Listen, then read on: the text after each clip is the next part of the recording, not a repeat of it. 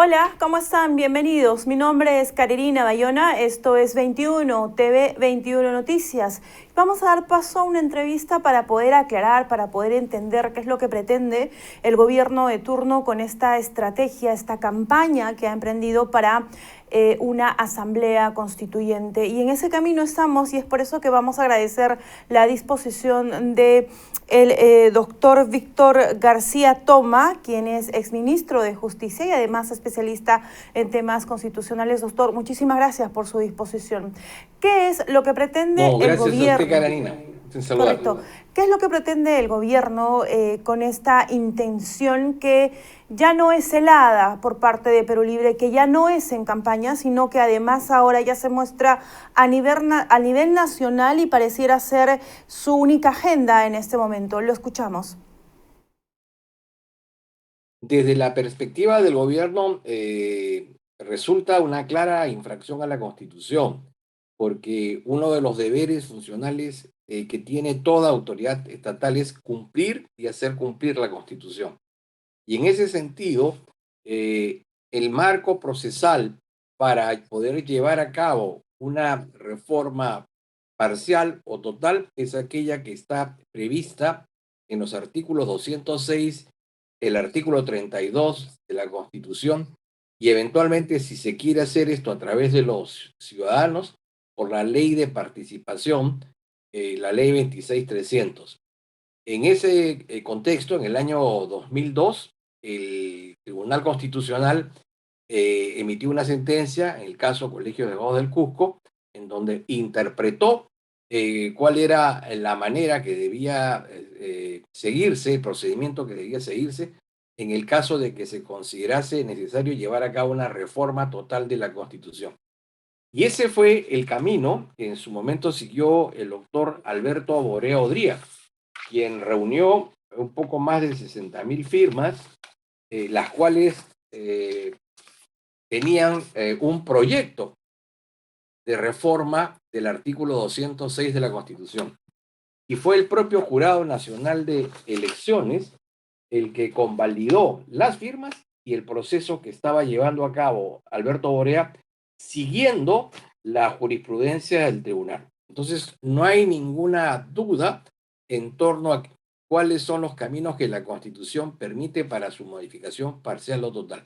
El hacerlo fuera del marco de la Constitución, sobre todo cuando esta es alentada por los propios ministros e incluso por el presidente de la República, representa una clara violación del texto fundamental de la República, y eso puede llevar en algunos casos a una interpelación, a una censura o incluso a una acusación por infracción a la Constitución, ¿no?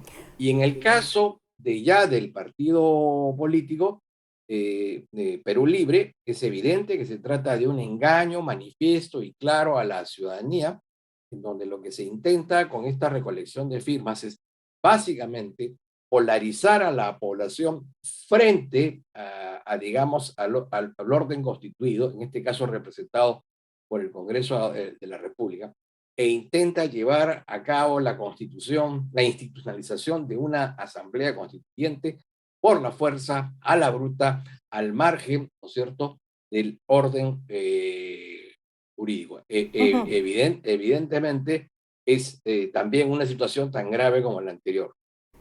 Tengo entendido, doctor, quizás si es que lo he entendido mal, por favor corríjame, de que una asamblea constituyente en todo caso no está contemplada por la Constitución. Entonces, ¿una asamblea constituyente es inconstitucional? Se lo pregunto.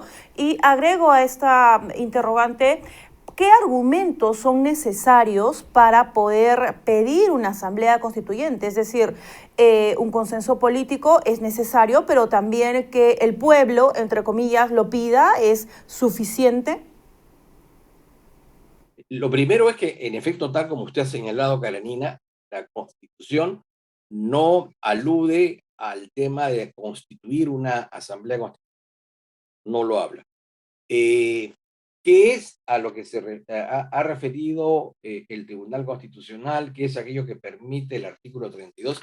¿Y qué fue lo que en su momento la iniciativa del doctor Morea, que se encuentra en estos momentos en trámite en este Congreso, que lo ha lo ha sacado del archivo y lo ha vuelto a incluir en la agenda. En estos casos se trata de introducir una reforma del artículo 206, permitiendo que una de las vías para poder cambiar la Constitución sea a través del mecanismo de la Asamblea Constituyente.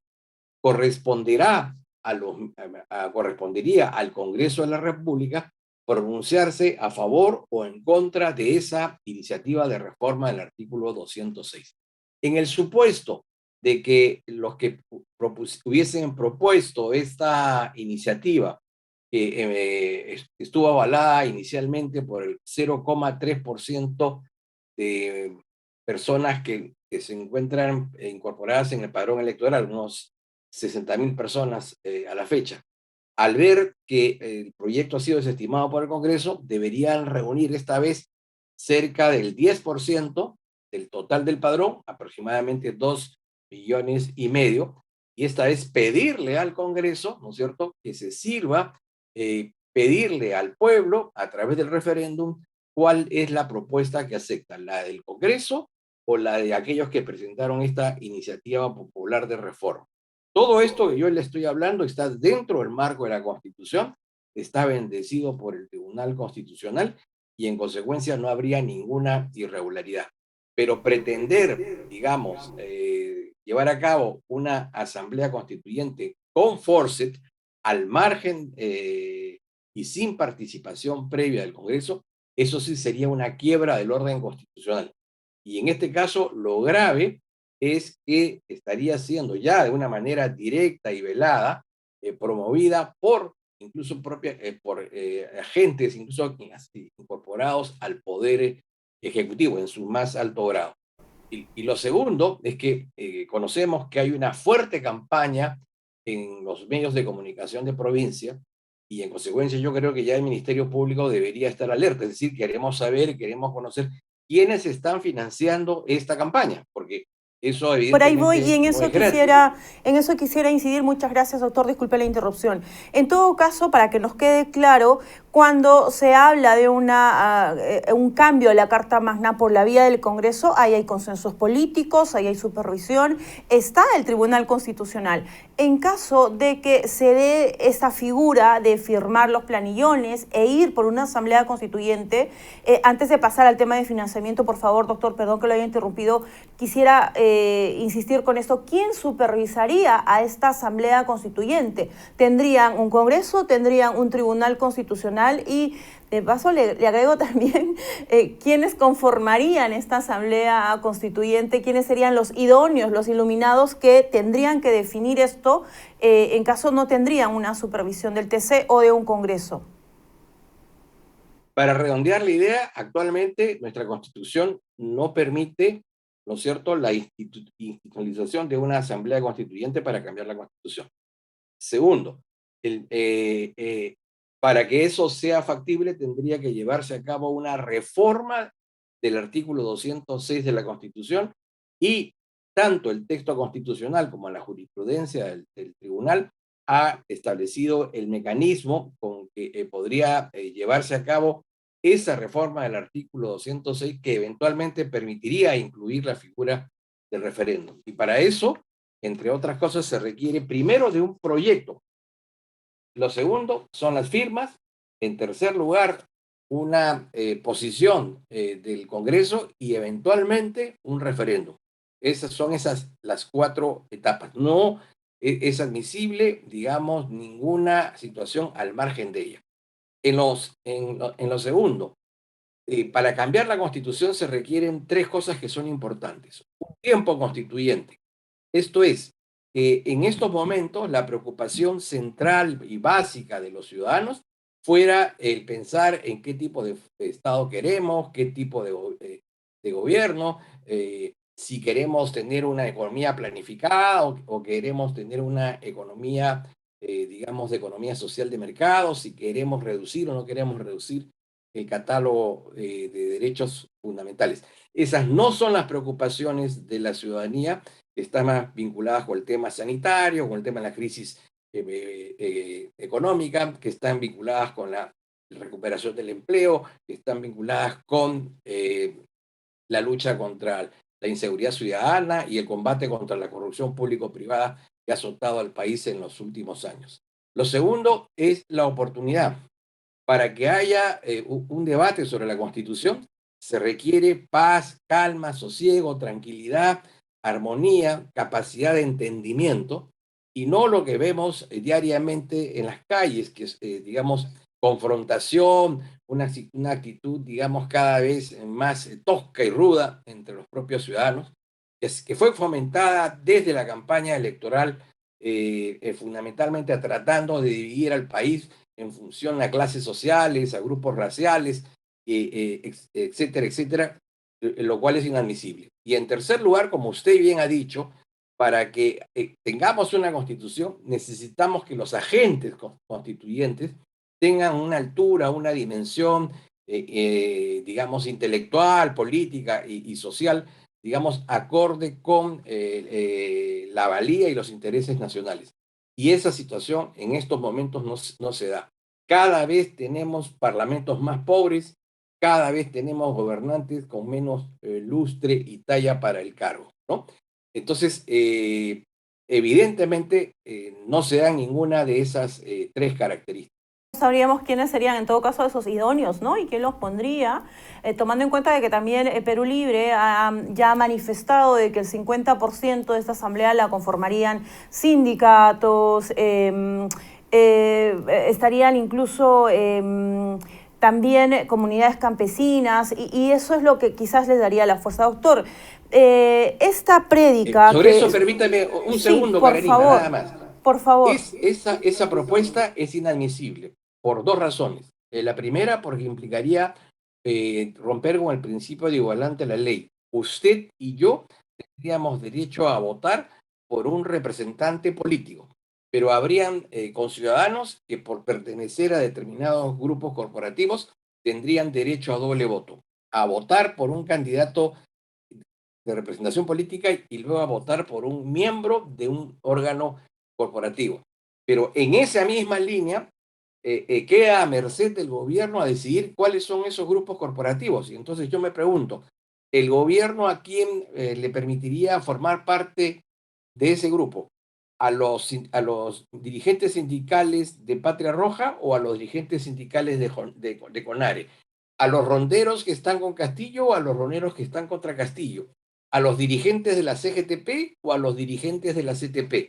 ¿No? Entonces, evidentemente eso se presta a una manipulación y parte, vuelvo a repetir, de una infracción a una regla básica de la democracia, que es la igualdad. Perfecto, muy bien. Es un punto que seguramente vamos a tener que discutirlo, pero gracias por adelantarnos para poder pensar justamente quiénes serían estos iluminados, ¿no?, que integran la Asamblea Constituyente. Doctor, si bien esta prédica de Perú Libre ya venía de campaña, es decir, que es una agenda y es un discurso que siempre lo han dicho, pero ahora ya en el poder se torna en realidad ya un tema de Estado, ¿no?, una campaña del Estado que se está haciendo incluso en los viajes de los congresistas y en el viaje, por ejemplo, que tuvo el premier hace poco en Apurímac, donde él instó a que la población apoye a firmar este pedido para una asamblea constituyente. Le consulto, ¿no es esto, tomando en cuenta de que es algo que está dentro de la jurisdicción de la OMPE, no es esto, no sería violar la neutralidad electoral, no estaría ahí, no había una incompatibilidad de que el premier, los congresistas estén participando de este tipo de pedidos, de apoyo de campaña? Mire, Karenina, no estamos en estos momentos en un proceso electoral, pero no requerimos estarlo para exigirle a las autoridades del Poder Ejecutivo que todas aquellas declaraciones o opiniones que viertan ante la opinión pública se hagan dentro del cauce y con respeto a la Constitución. Entonces, cuando se promueven iniciativas que van en contra de lo que la Constitución indica, eso plantea una infracción. Y esa infracción puede ser combatida a través de un juicio político o a través de un acto de interpelación. Lo segundo es que estas personas viajan al interior supuestamente para llevar actos propios del Poder Ejecutivo, pero aprovechan la oportunidad para, digamos, hacer propaganda política sobre un tema ajeno a la función del Poder Ejecutivo. Y lo hacen con dineros del Estado. Mientras vemos que hay jóvenes que se están desplazando también en distintas partes del país para solicitar firmas para que se impida la celebración eh, de un referéndum y que no exista una asamblea constituyente, y lo hacen con su propio peculio, con su propio esfuerzo. Todas estas personas que son funcionarios públicos están utilizando bienes y dinero del Estado, ¿no es cierto?, al servicio de una causa que es contraria y opuesta a la Constitución. Eso agrava, ¿no es cierto?, la conducta de estos funcionarios públicos. En todo caso, si es un trabajo, si es una interpelación del Congreso de la República, ¿no?, que tendría que actuar. Doctor, es cierto que no estamos en un referendo aún, pero cuando esto se dé, quizás se pediría el financiamiento, este gasto de la campaña a quienes han comprado los planillones en la OMPE. Eso es posible. Y usted mencionó el Ministerio Público. ¿De alguna forma también se podría actuar en esto que va en contra de la Constitución? Lo menciono por lo siguiente, no sé si creo que usted y yo hemos escuchado repetidos spots en distintas radios de provincias. La pregunta es, ¿quién está financiando esos spots? ¿Y quién los está pagando para que sean divulgados en medios de comunicación masiva? Tiene que haber un mecenas, ¿no es cierto? Y en consecuencia, por transparencia, debiéramos serlo. Y sería grave que toda esta propaganda se estuviese haciendo con dinero del Estado, lo cual allí se incurriría, ¿no es cierto?, en un delito en el ejercicio de la función.